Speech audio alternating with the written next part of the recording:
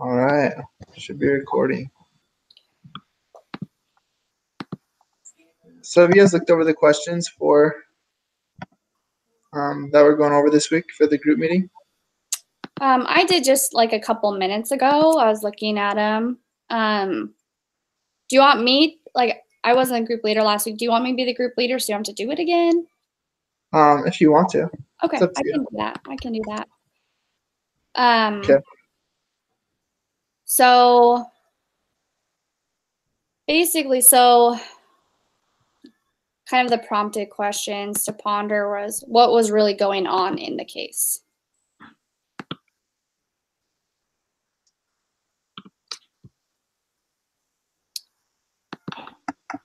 So what did you guys feel was going on?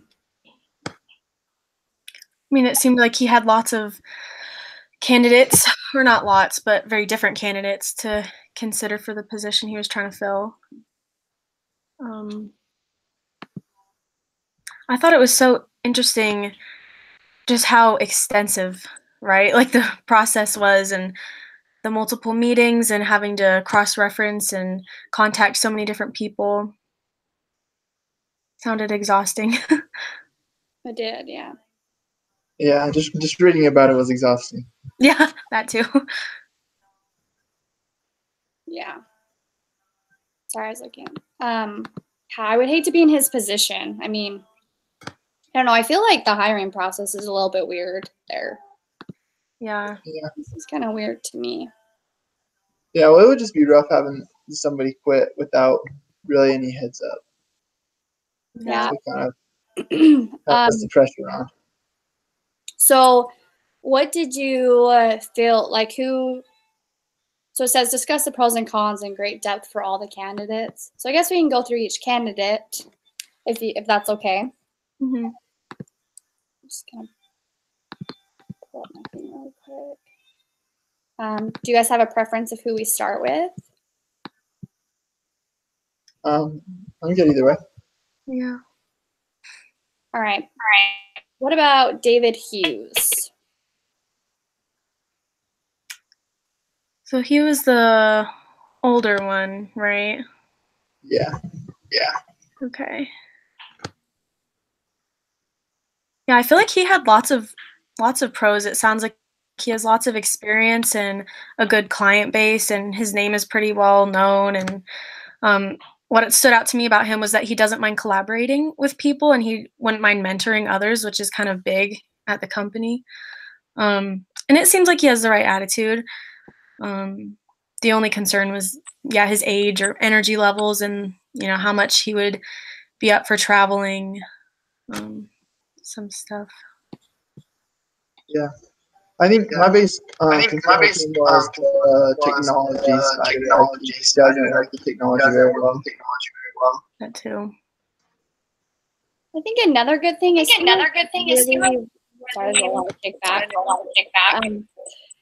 was willing to mentor members. So he wanted to his knowledge and help others.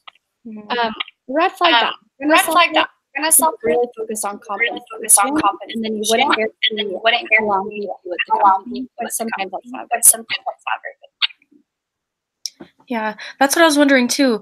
Like, when does he plan on retiring? Since he already is kind of on the older end of people in the field, how long could they really keep him when it's supposed to be more of a long-term position? Right.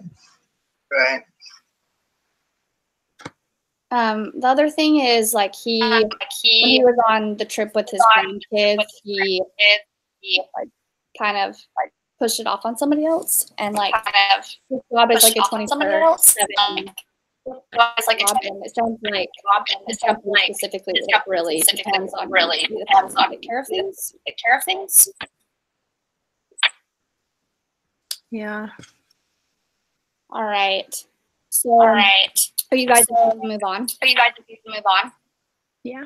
All right. So Gerald. I don't know how to say it. Sorry. He was the one that was ranked. He'd only been in that for 2 months.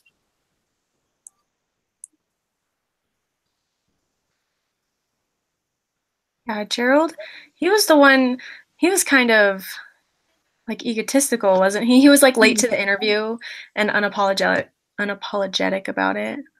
And his junior and assistant refused to accompany him for the second meeting, which I feel like that looks pretty bad. Well, and then when he made calls, they had said he treats staff horrible. Like he treats people really badly. Yeah.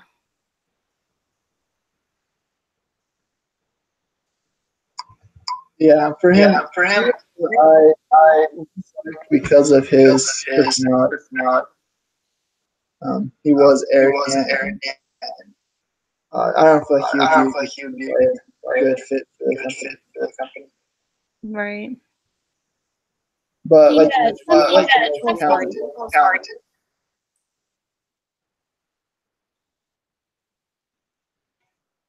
Yeah, sorry, I didn't mean to talk over you.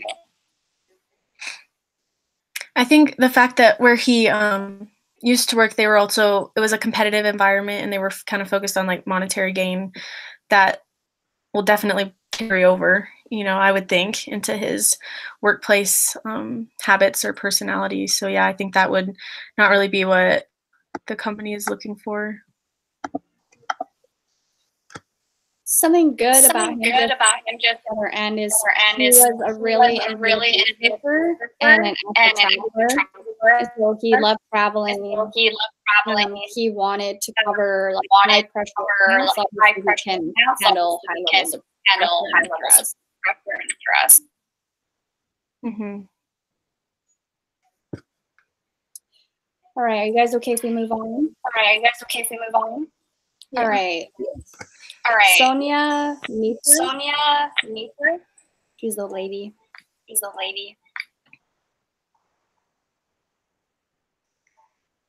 Yeah, she was interesting. I feel like she had lots of pros, but the fact that she, if hired, would be transitioning from such like a small workplace environment with little resources into something so big, that might be an issue. And then traveling, but it also said that she made up for it in the past by like arranging conference calls. I just felt she's very hardworking and very determined and passionate about what she does and willing to make it work even if there's setbacks. So I really liked her, but the transition might be a risk. Right. Yeah, I think that he was really good. Except for he's come from a small company. And also her priorities might be different with having a family as well. Being a high priority and wanting to work from home. So I think that might cause some issues with like the unity in the office. Something that impressed me about her is that when we brought her in around the other employees, they're all really impressed by her and her global vision, and she's not just talked, like she knows her stuff. And I think that she's shown that she's really hardworking. Hasn't had those resources and had the help. She's had to kind of do it all on her own. So I think that speaks for her. But I can understand like the risk assessment of coming from something so small to something so big. Right. No, I agree with that. All right. Smith Corkum. He was from the recruitment.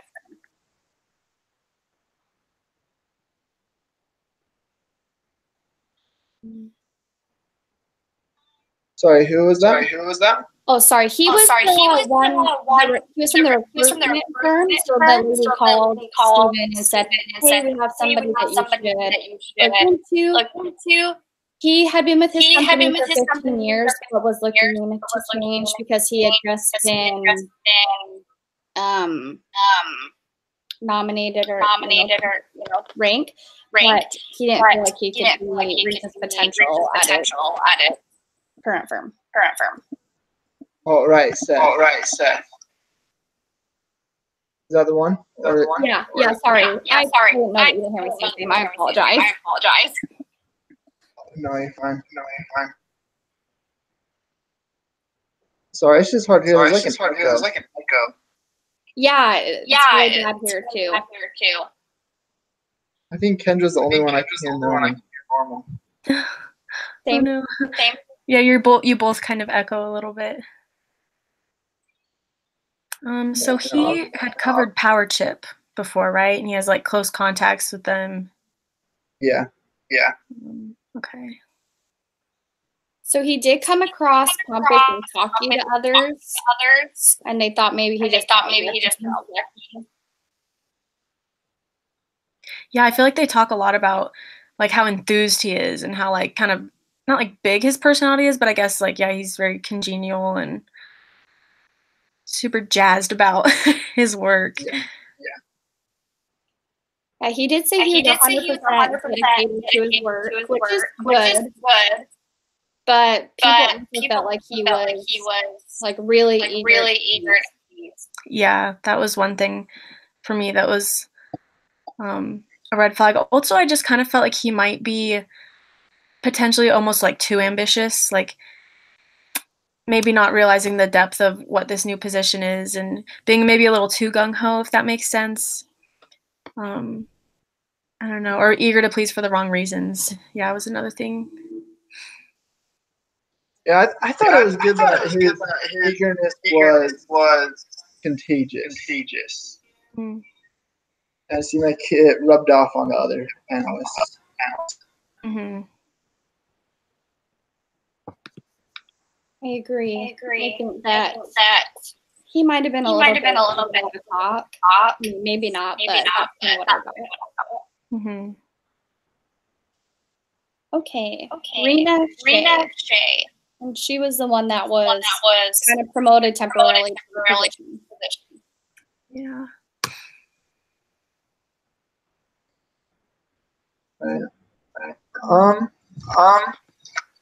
Hey, can we try something really quick? Yes. Just to see if it helps. Kendra, can you mute your microphone? Yeah. Okay. Does it still echo? Okay, maybe Kendra, mute your microphone when you're not talking, and then I'm not sure why it's echoing so bad, but with Rena, I thought she was good, but I feel like people don't view her as a senior analyst. I think that was her biggest problem, is that the company doesn't view her as a senior analyst. They view her more as a junior analyst or a helper.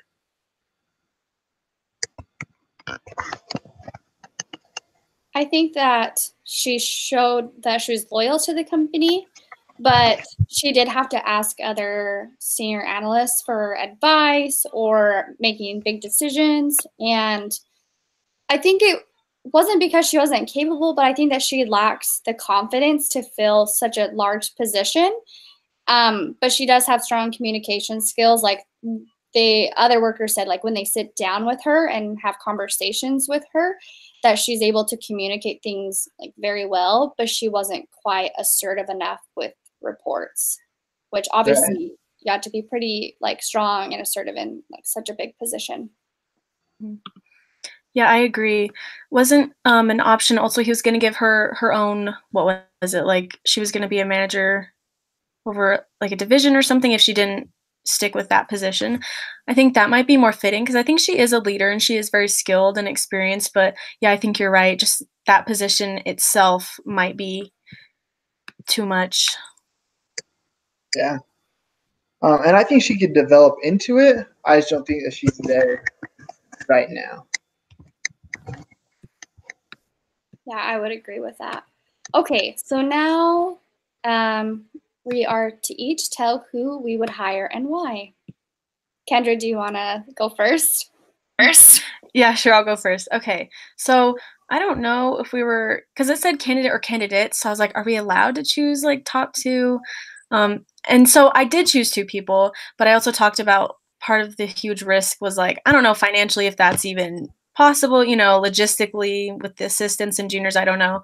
But I actually felt that Adam and David Hughes might work well together because I feel what one specifically lacks, the other kind of excels in. David might be getting sort of tired, but he has lots of experience. And I feel like Seth might be maybe a little too excited or ambitious, so he needs something to bring him down to earth a little bit. But also I feel like Seth's enthusiasm would rub off on David. And then the risk with David, like I mentioned, is when will he retire? You know, how long can we really utilize him for? So then Seth would be there with a few years of experience, hopefully working with David, and maybe they would just do well balancing each other out.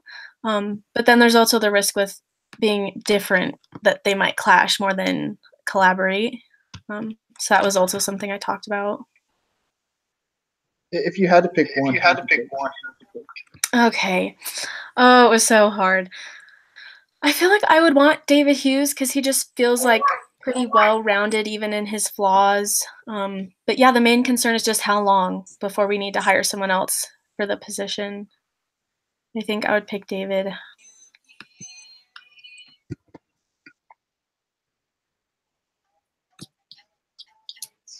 All right. I can go next. So I would hire Sonia because I felt like, so I read a lot of articles about like who to hire when you have a lot of different candidates. And then I was reading the Recruiting Stars, document, and it said that you don't want to buy stars, you want to cultivate them. And I felt like she had the most potential to be a star, where the others were kind of already there or almost there.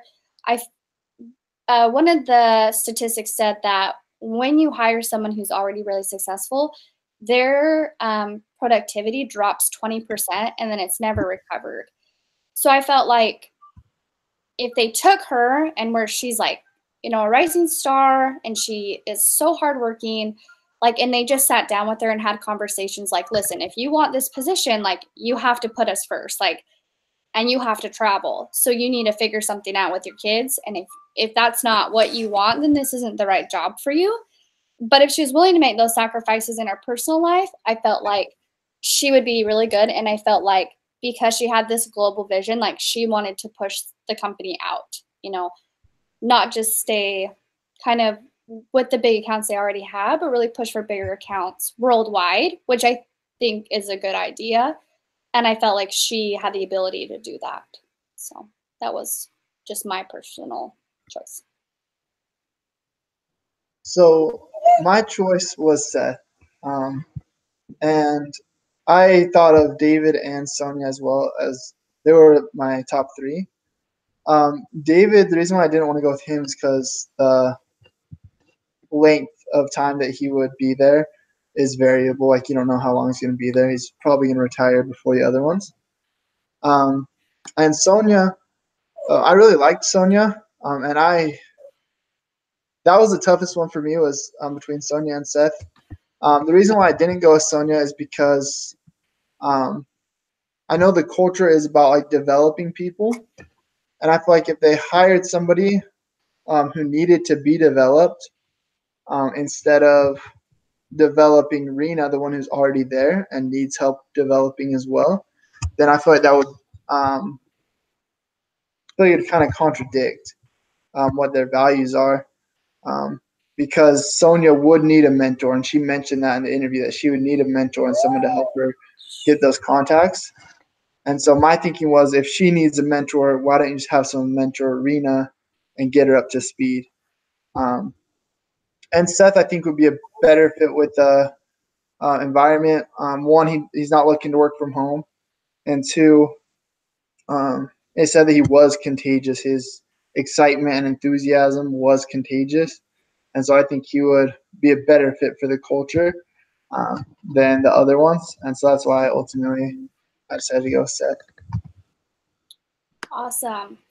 So we're going to now, we are provided a salary sheet of what the candidate's current salary is, and then what the salary would be if including a raise. So David, his current salary is $1.3 million. That he's currently making. And then a salary at RSH, including a raise, would be $1.5 million. And then for some reason it says how much more it is than Rena. So it's 5 times more than Rena.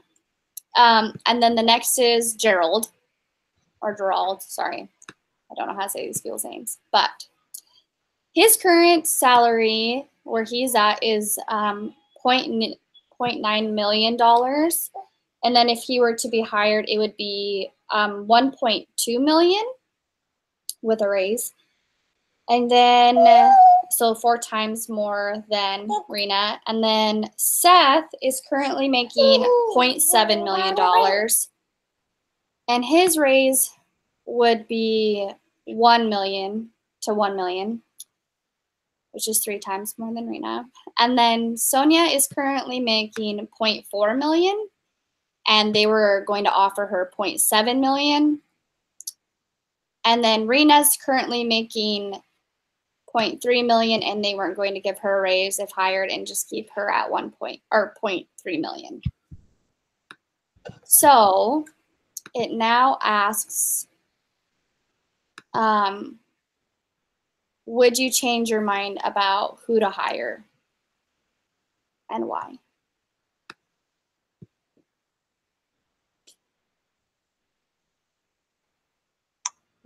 I would probably take Rena and try to develop her, just because I think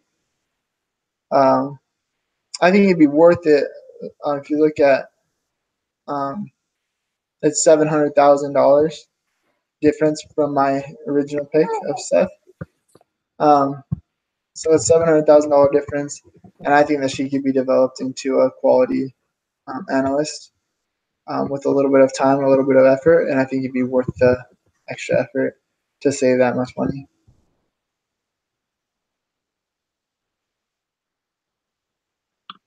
Yeah, I agree. Yeah, they would be paying David the big bucks. That's crazy. Yeah, I mean, I liked the point you made about if they're willing to kind of work with and develop really any of these people besides anyone who's super seasoned, then yeah, why not? Why not her? Especially looking at the numbers.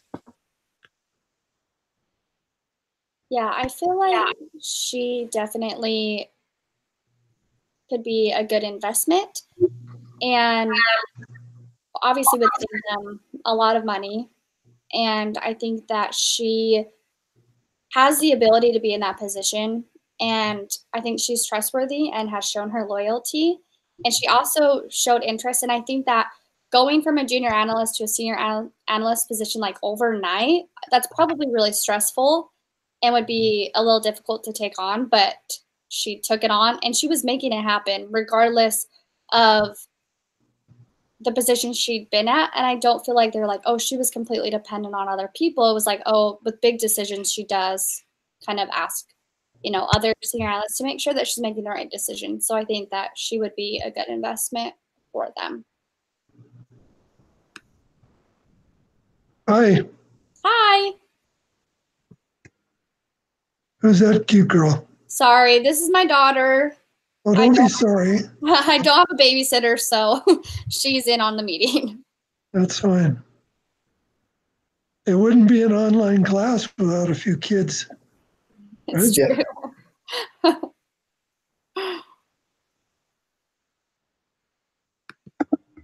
So the next question is, should Stephen give Rena a permanent offer or hire outside of the company, which I think we just talked about.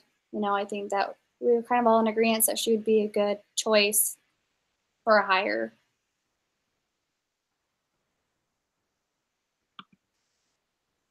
Yeah, I agree. As I was reading, I did focus more on the other candidates, but I really like the points that we made. And it makes sense.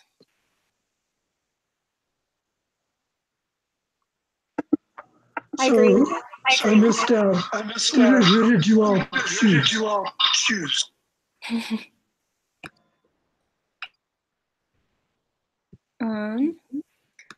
So I chose David.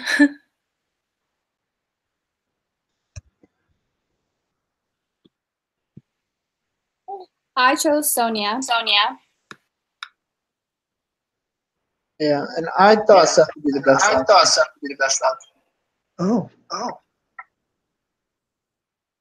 One of each. Yeah. Well, there was no. I'm getting feedback. Here. Is that better? Yeah. I was going to say, any one of those candidates was a pretty good candidate, and there's risk with each one as well. So I'm not sure that you could go wrong in making your choice. I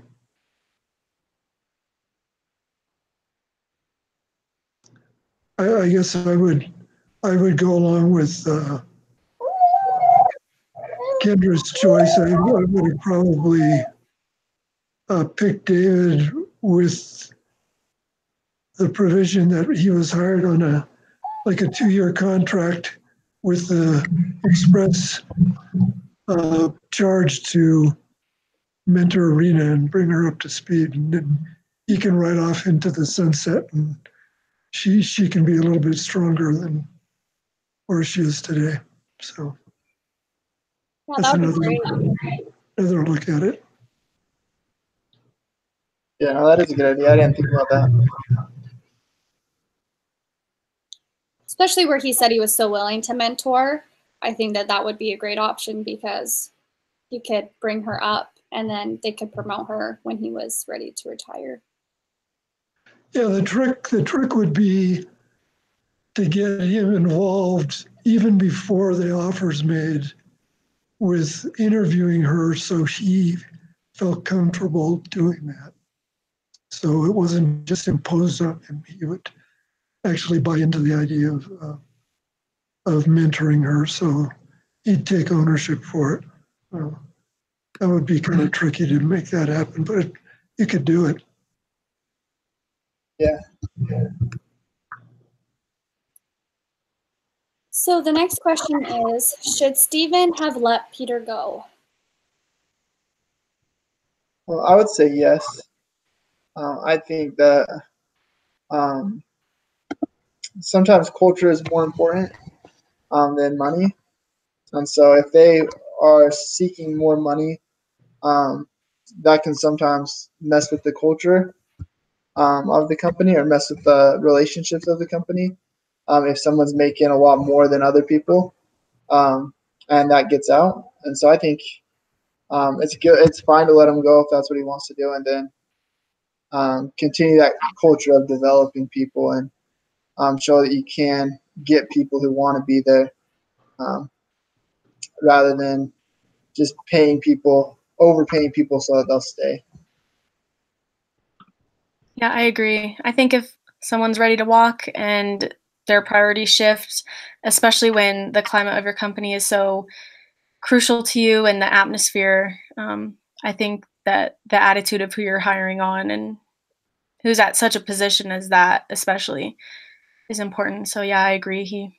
I don't think he made a mistake by letting him go. I also agree. I think that he was ready to leave the company and obviously had reasons for leaving. And so at that point, I feel like you're trying to convince them, and I feel like you lose value when they know that you kind of seem desperate for them, I think, because it did put them in a predicament of, we got to get somebody in here now because we weren't expecting this. And so I don't think you want to look, not necessarily look weak, but, you don't want to look needy. And I feel like when employees know that they're wanted that badly, they don't necessarily perform as well as somebody else maybe.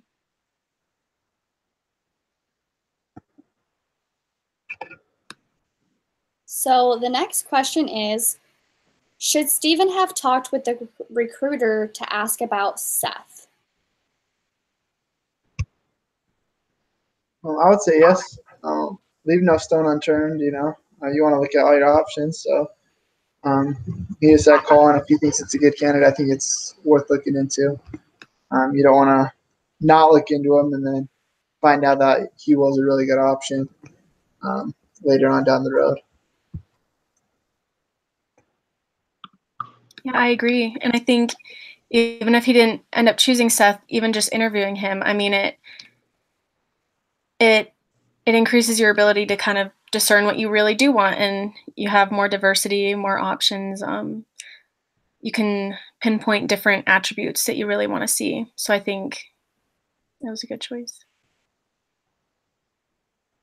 I think when he was interviewing, he was able to see kind of what he didn't want and what he did want in a candidate. Because it was interesting because each interview was so different, in my opinion. And I think that he was able to see the pros and cons in each one, but they were all kind of different. Yeah. With a risk factor with all of them. All right. Does the performance at one firm guarantee high performance at another firm?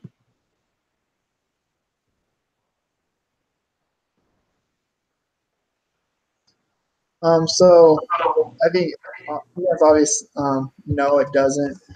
And I think that culture has a lot to do with it, and how much you wanna, what your motivation is. If you go to work and you enjoy your job and you want to perform well for the company, or if you're highly motivated by success or money, then that might be one thing. But if you go to work and you hate your job every day, it's going to be tough to perform well. And so I think the culture and the work environment have a huge effect on how you perform. I agree. I think Gerald would have been the perfect case for that. He had huge success, in his past. He was a star candidate. And yeah, I think just what you were saying, that atmosphere, the environment is completely different. So things that his old company valued aren't necessarily going to be the same. They won't have the same priorities. So I don't think he would have had success with them just because of success in the past. Yeah, I think you guys have really great points, and I feel like each firm also has different opportunities. They have different accounts. I feel like there is a lot with different companies all around that go into success. And I also feel like just what the values of the company also make a big difference. RSH was like very team oriented, and once one person succeeded, it meant that everybody succeeded, and I feel like that helps people want to do better in their job. But just because you're good at one firm doesn't mean you're going to be good, which was kind of made me nervous about Seth, because I don't know, I'm like, well, maybe he did just kind of get lucky and he's just kind of on a streak right now, but not necessarily long lasting. But I think you both had really good points. Okay. Let me close up. So we're going to talk about the different types of human capital, which is that it has like an arrow on the side. Do you guys want to pull it up, or do you want me just to bring them up? Yeah, I am looking at that page right now. Okay.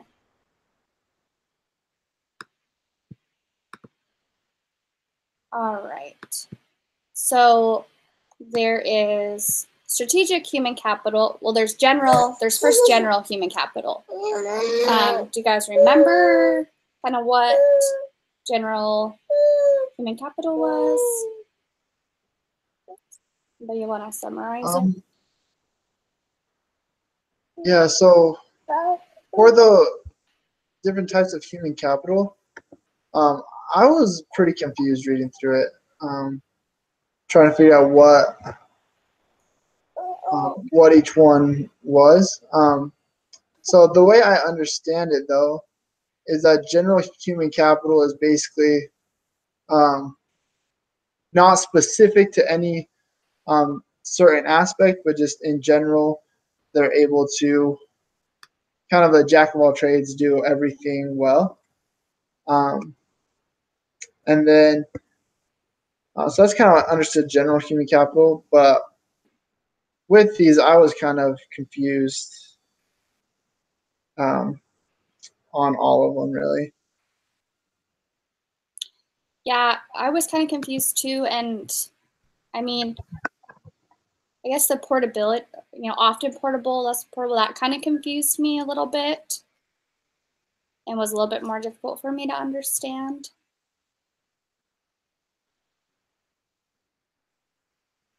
So if I'm not mistaken, I think the portability is how easily it can transfer from one company to another, like those skills transfer from one company to another. Versus what those skills are, what that human capital is.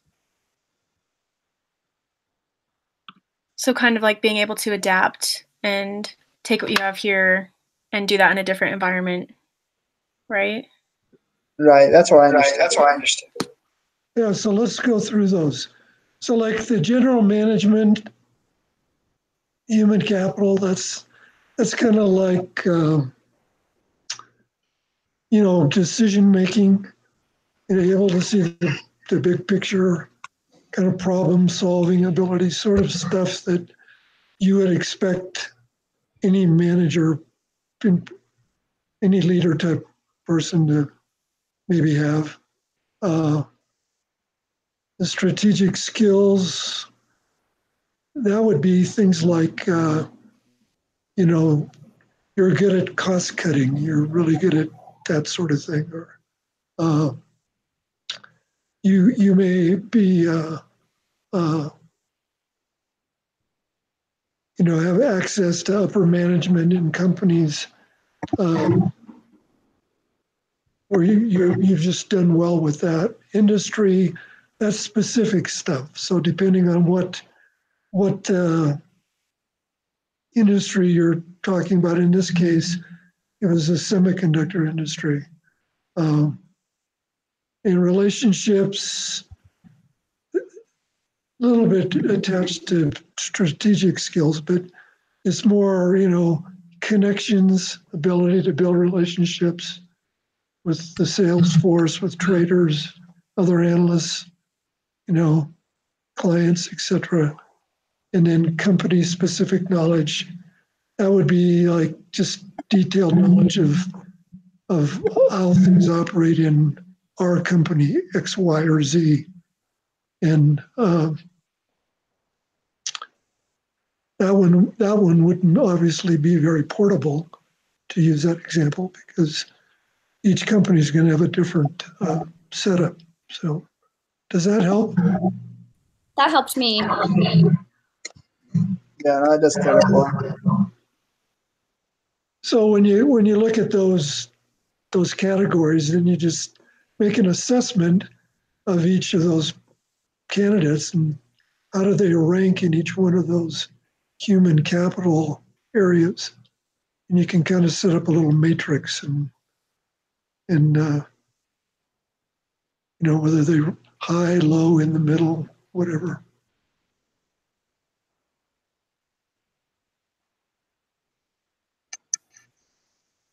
Yeah, I've never seen kind of the capitals, split up like this and in the process of hiring. And I think it can be very beneficial when you're recruiting people to know how easily they'll transfer to your company and also what they will bring to the table. Yeah, that's the essence of looking at it that way. And are they going to fit, and what do they bring?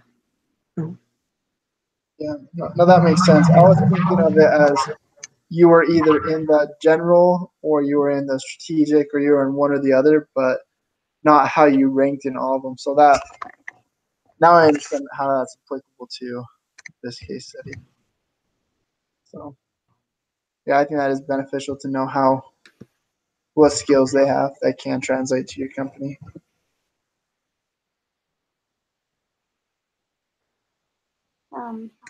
Well, I think that we had a really great discussion. I thought it was really interesting that we had all picked different candidates to hire.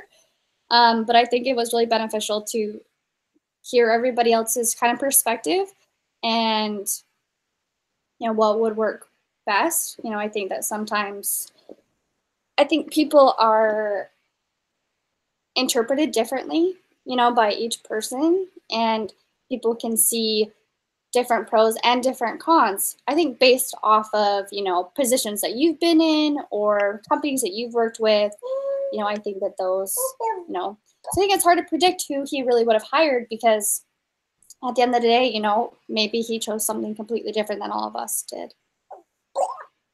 And I think one of the other points to keep in mind is there's no risk-free decision, right? I mean, there's a risk regardless of what direction you go in, who you choose, and so that aspect of it really never goes away. Yeah, Agree. Does anybody have any last comments?